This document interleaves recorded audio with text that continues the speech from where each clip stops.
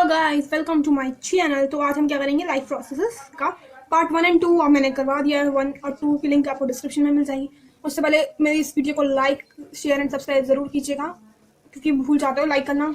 Video देख लेते हो पर लाइक करना भूल जाते हो, तो इसलिए अभी लाइक कर दो स्टार्टिंग में, ठीक है।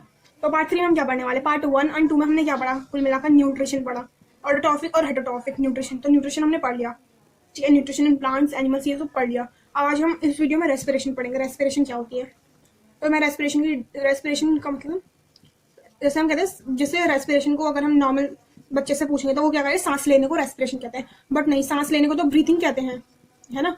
सांस लेने को तो ब्रीथिंग कहते हैं, तो रेस्पिरेशन को क्या कहते हैं। रेस्पिरेशन की डेफिनेशन देखना, फिर आपको समझ में आएगा कि रेस्पिरेशन को क्या कहते हैं। तो ये है रेस्पिरेशन की definition. Respiration is the process by which living organism, respiration एक ऐसा प्रोसेस है जिसमें कि जो लिविंग ऑर्गेनिज्म है प्रोड्यूस एनर्जी फ्रॉम फूड, मतलब खाने में से एनर्जी बनाना, उसी प्रोसेस को हम रेस्पिरेशन कहते हैं। यानी कुल मिलाकर यह है कि जो हम खाना खाते हैं वो कैसी फॉर्म में होता है, कॉम्प्लेक्स फॉर्म में, फिर कॉम्प्लेक्स फॉर्म से उसे सिंपल फॉर्म में चेंज करना पड़ता है। ऐसी तो नहीं, सिंपल कॉम्प्लेक्स से सिंपल फॉर्म में आप चेंज करेंगे, ठीक है। तो फिर क्या बनता है आपको, ग्लूकोज का फॉर्मूला क्या, C6H12O6। जब भी ग्लूकोज बोलो तो ये फॉर्मूला आ जाना चाहिए याद में। ये क्या, ग्लूकोज का फॉर्मूला। तो जब हम खाना खाते हैं डायरेक्ट एनर्जी तो नहीं बन जाती, एनर्जी बनने का भी एक प्रोसेस होता है, उसी प्रोसेस को हम रेस्पिरेशन कहते हैं, ओके। कभी भी आप खाना खाओगे तो आपको डायरेक्ट एनर्जी नहीं मिलेगी। खाना जो पचता है कितने घंटे में पचता है, 5 से 8 घंटे में। पर मेरा खाना तो सिर्फ मुझे लगता है 1-2 घंटे में पच जाता है मेरा खाना। मतलब एक साथ ज्यादा खाना खाना नहीं चाहिए, पर रुक रुक के खाना चाहिए। 2-3 घंटे ब्रेक लो, खाना खा लो एक बार, फिर उसके बाद खाना खाओ, तब कुछ नहीं होता। अगर एक साथ ज्यादा खाना खा ले तो हार्म हो सकता है तुम्हारे स्टमक में, तो ठीक है। तो कॉम्प्लेक्स से सिंपल फॉर्म बनाता है, उसकी एनर्जी लगती है। एनर्जी कौन करता है, रेस्पिरेशन।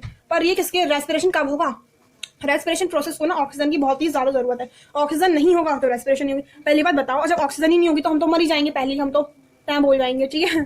तो ऑक्सीजन तो बहुत ही जरूरी है यार, ह्यूमन बीइंग को ऑक्सीजन इज वेरी इंपॉर्टेंट।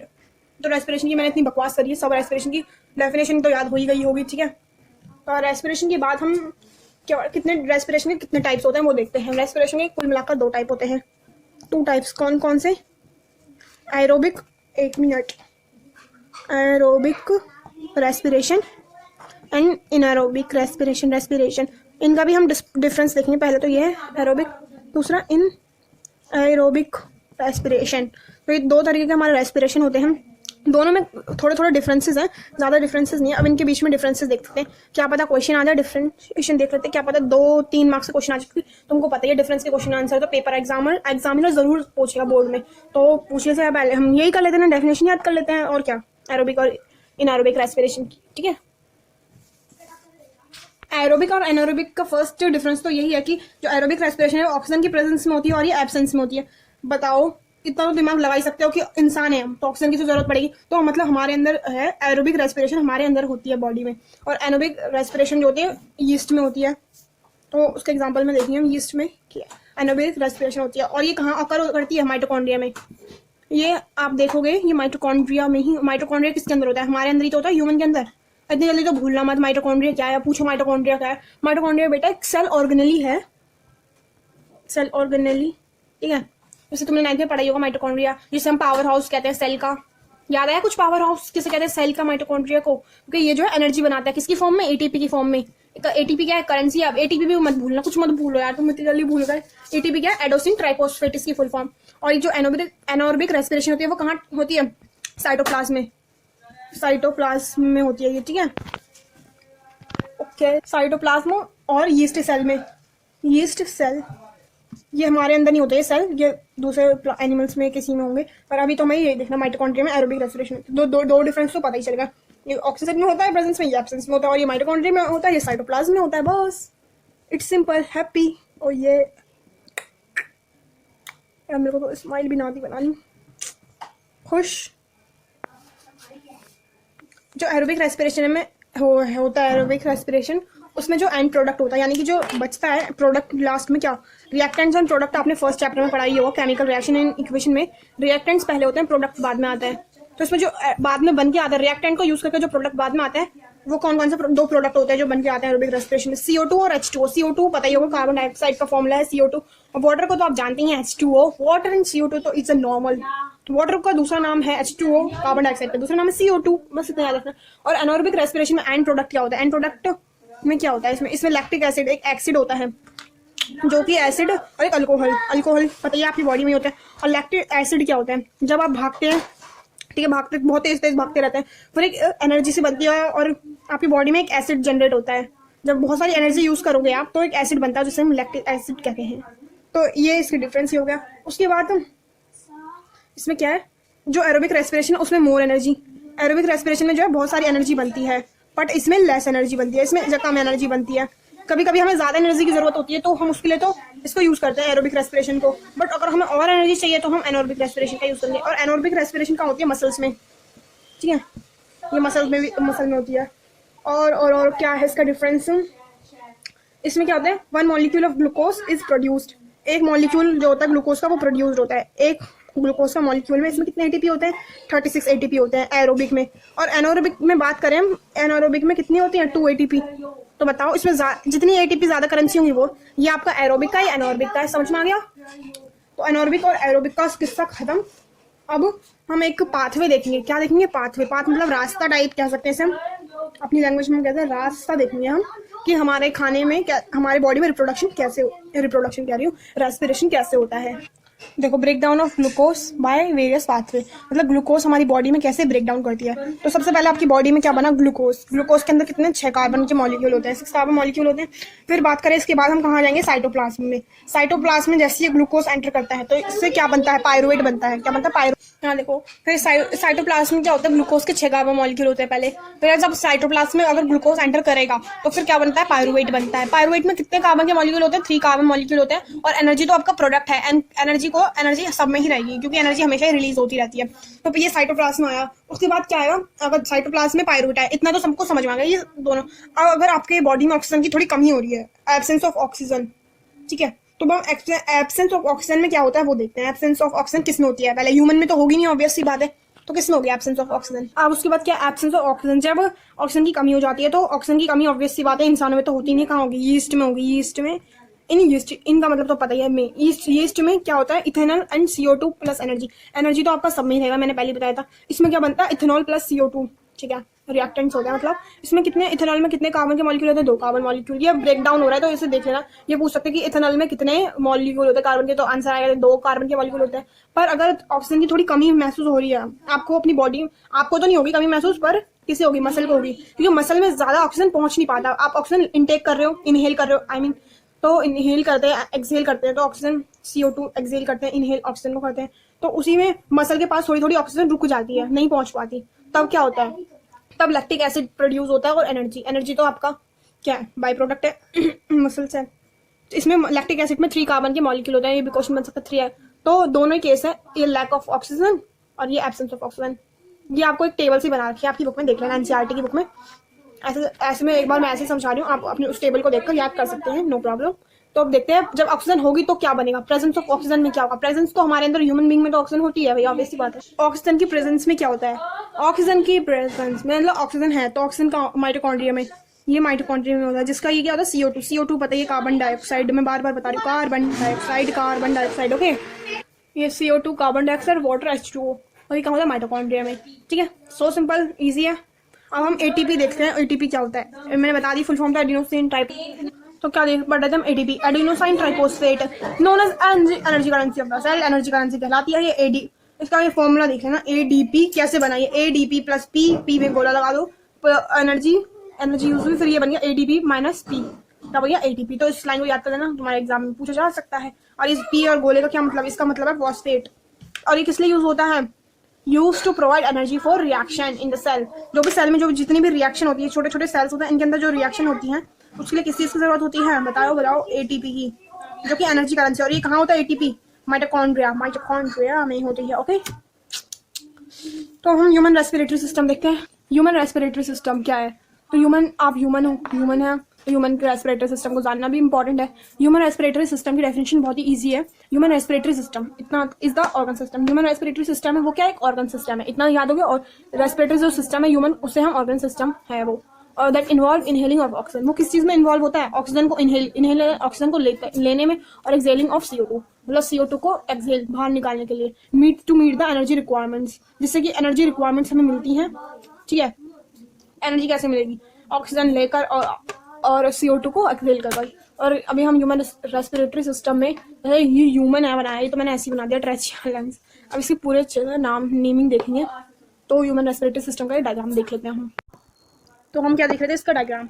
ये क्या है, ये ह्यूमन का रेस्पिरेटरी सिस्टम है। या ये यहीं तक इंपॉर्टेंट होता है, इसलिए यहीं का पार्ट दिखाया गया है। और जो न्यूट्रिशन वाला पार्ट, न्यूट्रिशन वाली बॉडी दिखाई थी, वो आपको नीचे पैर तक दिखाई गई थी, मतलब पेट तक दिखाई गई थी। ये सिर्फ लंग्स तक, ये सब जो है प्रोसेस लंग्स में आके खत्म हो जाता है। ठीक है, लंग्स में ही गैस एक्सचेंज होती है। तो पहले स्टार्टिंग से देखते हैं, क्या ये नेसल पैसेज, यहाँ से ये नोज है तो इसी को नोज, नाक, तो ये नाक, यहाँ से हमारी नोजल पैसेज, माउथ कैविटी, यहाँ पे माउथ है हमारा, यहाँ पे फेरेंस है। ये छोटा सा जो गोला नहीं दिख रहा, जब हमारा ये गोला सा एक मोटा सा अपने गले में टच करके देखो, कुछ दिखेगा आपको, सॉलिड सा पार्ट ऐसा होता है, थोड़ा सॉलिड सा होता है, तो उसे हम क्या कहते हैं, फारियंस। और ये सॉरी, उसे हम लैरियंस कहते हैं। और लैरियंस के ऊपर एक पतली सी ऐसी लैरियंस, तो ये मोटा सा लैरियंस के ऊपर फेरेंस है।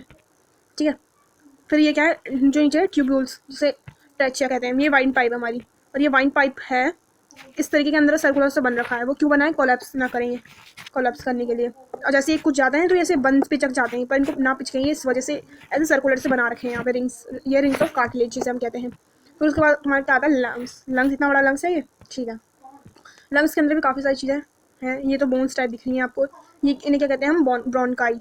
ये है 2 पार्ट्स में डिवाइड हो रहा है, 2 लंग्स हमारे। ठीक है, 2 ही लंग्स होता है सबकी, हाँ, तो 2 लंग्स हैं हमारे। ये क्या है, एक को हम ब्रोनकाई कहते हैं। फिर ब्रोनकाई के अंदर क्या है, ब्रोनकाई तो ऐसी है, और इसके पार्ट में से छोटी छोटी नसें हैं, जैसे कि ब्रोनकाई मान लो, इसमें से नस्ट टाइप की हैं, उसे क्या बोलते हैं, ब्रोनक्यूल्स। ठीक है, ब्रोनक्यूल्स। फिर क्या इसके बाद, ये तो लंग है, पता चल गया। ये रिप्स है, जैसे ऐसे बनी हुई है गोल ऐसी, मतलब ये जो हड्डियाँ, जैसे मैंने हड्डियाँ कहा था, वो हमारे क्या रिप्स है, उन्हें हम रिप्स कहेंगे। और ये नीचे जो बन रहा है डायफ्राम, जब हम सांस लेते हैं तो ये ऐसे ऊपर नीचे करता रहता है। अभी आप इनहेल करो, ऊपर ले रहे हैं तो ये ऐसे ऊपर चला जाएगा, अगर जब हम एक्सेल करेंगे तो ऐसे नीचे चला जाएगा। ठीक है, ऊपर नीचे ये होता रहता है डायफ्राम। और ये एल्वियोलर सैक, ये जैसे कि यहाँ पे ब्रोंकाई है, तो ब्रोंकाई में ही ये बना होता है एल्वियोलर सैक।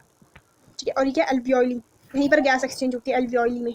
ये तो ब्रोंकियाई हो गया, यहाँ पे ब्रोंकियाई के नीचे भी होते हैं यहाँ पे एल्वियोली बहुत सारी। तो यही था ह्यूमन रेस्पिरेटरी सिस्टम। अब इनके बारे में हम स्टार्टिंग से पढ़ेंगे, जैसे नोज वगैरह, माउथ, नोज, इन सब के बारे में हम जान लेंगे थोड़ा बहुत क्या होता है। ठीक है,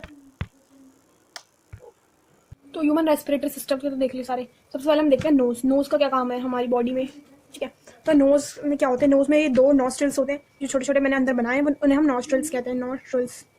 ठीक है, जो 2 होते हैं नॉस्ट्रल्स, 2 छेद कह सकते हैं जिन्हें आप, ये 2 नॉस्ट्रल्स होते हैं। ठीक है, उसके बाद क्या है, इसमें टिनी लाइक हेयर स्ट्रक्चर आपको दिख रहे हैं, ये हेयर बनाए मैंने, टिनी हेयर। वो क्यों होते हैं, वो काम करते हैं फॉरेन पैथोजेंस, यानी कि आपकी जो एयर में बहुत सारे क्या होते हैं, जर्म्स कह सकते हैं, जर्म्स या डस्ट कह लो। तो उसे जो हमारे नोज़ में हेयर होते हैं वो प्रोटेक्ट करते हैं हमें जर्म्स के, ताकि जो हमारे अंदर जो एयर जा रही है वो हमारे अंदर क्लीन एयर जाए। इस वजह से आपकी नोज़ में हेयर है। कुछ बच्चों को नहीं पता होता है कि हमारे नोज़ में हेयर क्यों होते हैं। तो हेयर इसलिए होते हैं प्रोटेक्ट करने के लिए, ताकि जो फॉरेन मटीरियल, फॉरेन पैथोजेंस है, जितनी भी गंदी चीज़ें हैं, डस्ट वगैरह, वो सब अंदर हमारे शरीर के अंदर ना जाए। इस वजह से ही हमारे, तो नोज़ आपने समझ लिया। उसके बाद इसमें फेरेंस से लारियंस। तो पहले हम लारियंस का देखते हैं। लारियंस ये है, छोटा सा यहाँ पे जो सर्कल है, मोटा मोटा सॉलिड पार्ट जो मैंने बताया, उसे हम ऐसा होता है गले में, जैसे आपका गला है, तो ऐसे दबाओगे ना गले को, तो आपकी ऑक्सीजन जो आप ले रहे हो वो बंद हो जाएगी, ऑक्सीजन नहीं ले पाओगे। एक बार गले को दबा कर देखो ऐसे, उससे ना जो वॉइस जो है चेंज भी हो जाती है, आपकी वॉइस चेंज। और इसे हम लारियंस को हम क्या कहते हैं, एडम एंड एप्पल भी बोलते हैं। क्या बोलते हैं, एडम एप्पल भी बोलते हैं हम। ठीक है, ओके, वॉइस बॉक्स और एडम एंड एप्पल कहते हैं इसे। ये वैसा पार्ट, ये कैसा पार्ट है जो लारियंस, जब हम खाना खाते हैं, चबाते हैं, स्वेलो मतलब चबाना, खाने को चबाते हैं, जो हमारा ऊपर नीचे होता है, ये जो हमारा लारियंस होता है वो ऊपर और नीचे करता रहता है। जैसे हम चबा रहे हैं, वैसे ऊपर नीचे चबा के देखो यार खुद तुम, मैं क्या चबाऊँ, मैं तो कुछ चबा रही हूँ, तुम देखोगे तो तुम्हारे गले के बीच में है ना, वो ऊपर नीचे करेगा। खुद प्रैक्टिकल करके देखो यार, ऐसा समझ में नहीं आएगा, खुद करके देखो। फिर लारियंस के बाद क्या आता है, फेरेंस दोनों भाई है ना भाई, फेरेंस। इसमें क्या होता है, ओपन इनटू वाइट होलो स्पेस डाउनटास। फेरेंस क्या है, फेरेंस जो लारियंस के नीचे ही होता है बिल्कुल। ठीक है, जो फेरेंस है वो क्या है, कॉमन पाथ है। अब आप कॉमन पाथ, ठीक है, जब रास्ता ये एक ही है, खाने फूड जो हम खाते हैं, फूड का यही है पाथ, और एयर जो हमारे अंदर जाती है उसका भी यही पाथ है। ठीक है, फूड और एयर दोनों का एक ही पाथ है। तभी तो हमें हिचकी आती है जो हमारा, जो यहाँ का फूड होता है। पर इसके अंदर एक चीज़ बनी हुई होती है, एक पाइप इसके अंदर भी होती है, ऐसे लंग एक इस तरफ एक तरफ, पाइप तो एक ही होता है पर उसके अंदर अलग अलग 2 जगह होती हैं, ठीक है। तो एक ही मत समझ लेना कि तो जब खाना जाएगा तो आपका इस जगह जाएगा और एयर जाएगा। तो कभी कभी जो आपका एयर का पाइप होता है ना उसमें आपका खाना घुस जाता है, तो इसलिए हमें हिचकी आती है। हिचकी आती है तो हम ऐसे ऊपर को मतलब ऐसे ऊपर को उठते हैं, ऐसे ऊपर को, और जो हमारे खाने के पार्टिकल्स होते हैं या तो वो बाहर निकल जाएंगे या वो इस फूड पाइप में चले जाते हैं। तो ये हिचकी आने का यही फैक्ट है, ठीक है। कुछ लोग सोचते हैं जब हिचकी आती है तो कोई उनको याद कर रहा है, नहीं, ऐसा कुछ नहीं होता। सारी फालतू बातें, हिचकी आती है तो कोई हमें याद करता है, ऐसा कुछ नहीं होता। वो यही होता है कि जो हम फूड खाते हैं, ठीक है, वो दूसरे पाइप में चला जाता है, क्योंकि ये कॉमन पाथ है। आपने समझ लिया, फेरेंस जो है एक दोनों का ही कॉमन पाथ है। अब बता देना सबको, ठीक है, यही रीजन है। जैसे यहाँ देखो, ये कॉमन एक पाथ है फेरेंस का, खाना भी इसी में चला जाता है और एयर का भी इसमें है। इस वजह से जब हिचकी आती है तो खाना जो हमारा गया अंदर वो ऊपर को आ जाता है। तो ये रीजन है हिचकी आने का, ठीक है। उसके बाद हमारा लैरेंस तो हो गया फेरेंस में। और ये फेरेंस है वो क्या करता है, प्रिवेंट करता है कि जो हमारा खाना है वो एयर पाइप में ना चला। अगर आपका खाना गलती से वाइन पाइप में चला गया ना बेटा, तुम जो चले जाओगे ऊपर आसमान में, नहीं बच पाओगे। क्योंकि अगर खाना अटक गया ना तुम्हारे हवा के पाइप में, सांस तो ले नहीं पाओगे और मर जाओगे। मरना नहीं है, इसलिए अपना खाना को तमीज से चबा चबा के खाओ। और फूड पाइप में अगर वाइन पाइप में चला गया तो आपको हिचकियाँ आएंगी और जो खाना है वो ऊपर आ जाएगा, तो आप आपके मरने के चांसेस नहीं है, ठीक है। तो उसके बाद देखते हैं हम ट्रेचिया। ट्रेचिया क्या है, एक वाइन पाइप है ट्रेचिया। ये रही ना हमारी ट्रेचिया, ये जो वाइन पाइप बनाई है मैंने उसे ही ट्रेचिया कहते हैं। मैंने थोड़े बड़े करके बना दी। इसमें ट्रेचिया को हम वाइन पाइप कहते हैं, जो जहाँ से हवा एंटर करती है उसी वाइन पाइप। और इसे सी शेप का ना अंदर स्ट्रक्चर बनाता है, सी शेप कार्टिलेज कहते हैं, जो कि हमें प्रोटेक्ट करता है, जिससे कि हमारी वाइन पाइप में फूड ना घुस जाए, तो उस चीज के लिए प्रोटेक्ट करता है। उसके ट्रेचिया भी हो गया आपका। फिर आपका आता है ब्रोंकाई। ब्रोंकाई में क्या है, ये ब्रोंकाई दिख रहा होगा यहाँ पे, यहीं पे है ब्रोंकाई, ठीक है। ब्रोंकाई जो ट्रेचिया है फिर, ठीक है, 2 पार्ट में टूट जाता। जैसे यहाँ पे मैं बनाती हूँ, ये जो ट्रेचिया है, ट्रेचिया जो आगे चल के 2 पार्ट्स में डिवाइड हो जाएगी। ट्रेचिया ये एक ही है ट्रेचिया, और ये 2 पार्ट में डिवाइड हो गई। जब ट्रेचिया 2 पार्ट में डिवाइड हो जाती है यहाँ पे, इसे हम ब्रोंकाई कहते हैं, क्या कहते हैं, ब्रोंकाई, ठीक है। यहाँ पे 2 लंग होते हैं, यहाँ पे दोनों में ऐसे घुस जाती है ये ब्रोंकाई, ठीक है। फिर उसके बाद क्या होता है, इसे हम यहाँ पे ऐसे छोटी छोटी ऐसे ऐसे बन जाती हैं, इसे हम ब्रोंक्यूल्स कहते हैं। ब्रोंकाई के अंदर ब्रोंक्यूल्स बनते हैं, ठीक है। फिर ये जो ब्रोंक्यूल्स हैं उसके अंदर भी छोटी छोटी वेन्स आर्टरी होंगी, इसके अंदर भी, जो इसके सरफेस को पूरा भर दे, वो उसे क्या कहेंगे, एल्वियोली कहेंगे। जहाँ पर एक्चुअली में गैस एक्सचेंज होती है, क्या होती है, गैस एक्सचेंज। तो एल्वियोली इसी टाइप की होती है, छोटी छोटी सी, जो कि ब्रोंक्यूल्स के भी अंदर होती है। तो एल्वियोली क्या है, एक single cell thin walled balloon है। बैलून लाइक स्ट्रक्चर होता है इसका, जो कि हवा से फिल होता है। कैसा होता है स्ट्रक्चर, बैलून तो देखा ही होगा आप सबने, ऐसा स्ट्रक्चर होता है बैलून जैसा स्ट्रक्चर, इसके अंदर एयर फिल होती है। तो एल्वियोली भी समझ में आ गया, बैलून लाइक स्ट्रक्चर होता है एल्वियोली। फिर एल्वियोली के बाद जो हमारा ये बड़ा सा पार्ट है, जैसे कि मैंने लंग्स का, लंग्स में क्या होती है, रिब्स होती हैं। तो लंग्स का, अब हम लंग्स को देख लेते हैं। तो ये हमारा लंग्स को क्या कहता है, चीफ सेंटर ऑफ रेस्पिरेशन। ये चीफ सेंटर इसे हम इसलिए कहते हैं लंग्स को, ये देख सकते हैं लंग्स मैंने बनाए यहाँ पे सही से थोड़े, ये लंग्स, और ये आपको जो दिख रहा है ना ये ब्रेन है, ठीक है, ऐसे कुछ ब्रेन है ये, तो ये लंग्स है, ठीक है। तो लंग्स को हम क्या कहते हैं, चीफ सेंटर कहते हैं रेस्पिरेशन, क्योंकि यहीं पे ज्यादातर कह रही है यहीं पे रेस्पिरेशन होती है, लंग्स के अंदर ही होती है। और ये लंग्स कहाँ प्रेजेंट होते हैं, चेस्ट में होते हैं, जो कि थॉरिक क्या है, ये थॉरिक कैविटी, ठीक है। तो ये कैविटी में इसमें प्रेजेंट होते हैं, ये चेस्ट में, चेस्ट के आसपास ये लोकेटेड होते हैं, ठीक है। और chest backbone on the other side of the heart जैसे यहाँ पे, तो हार्ट के दूसरी साइड में प्रेजेंट होते हैं, ठीक है। ये क्या होते हैं, ये बड़े से होते हैं, स्पॉन्जी होते हैं। कैसे होते हैं, बड़े बिग होते हैं, स्पॉन्जी, ठीक है। और क्या है, लंग्स में तो गैस एक्सचेंज होती है भाई, एल्वियोली के अंदर हमने जान लिया गैस एक्सचेंज क्या होती है। तो ये गैस एक्सचेंज के लिए भी लंग्स जो है बहुत ही इंपॉर्टेंट है। लंग्स 2 लंग्स होते हैं, और जो ये आपको दिख रहा होगा ये क्या है, राइट लंग, मेरे हिसाब से तो ये राइट है, ये लेफ्ट है।